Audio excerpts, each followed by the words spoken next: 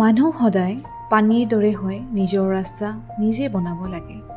শিলৰ দৰে হ'লে আনৰ অসুবিধাৰ সৃষ্টি হয়। শক্তিশালী তেওঁ নহয় যিয়ে চিঞৰি নিজৰ খং প্ৰকাশ কৰে। শক্তিশালী সেইজনহে যিয়ে খঙৰ সময়তো নিজকে নিয়ন্ত্ৰণ কৰিব পাৰে। সফলতা কেৱল দুটা কলাৰ ওপৰতে নিৰ্ভৰ কৰে, আৰু সেই কলা দুটা হৈছে চেষ্টা আৰু পৰিশ্ৰম।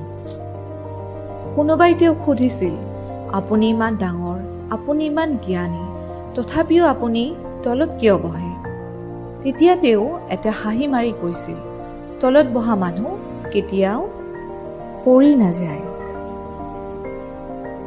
চৰাইয়ে কেতিয়াও গছৰ ডাল ভাঙি পৰি যোৱাৰ ভয় নকৰে, কিয়নো সিহঁতৰ বিশ্বাস গছৰ ডালত নহয়, নিজৰ দেউকাৰ ওপৰতহে থাকে। সেইদৰে আমিও জীৱন যুদ্ধত পৰি নাযাবলৈ হ'লে নিজৰ ওপৰতহে বিশ্বাস ৰাখিব লাগে, আনৰ ওপৰত নহয়। আমাৰ সকলোতকৈ ডাঙৰ দুৰ্বলতা হৈছে মাজ বাটতে ভাগৰি পৰা। সফল হোৱাৰ সকলোতকৈ সহজ উপায় হৈছে আকৌ এবাৰ চেষ্টা কৰা।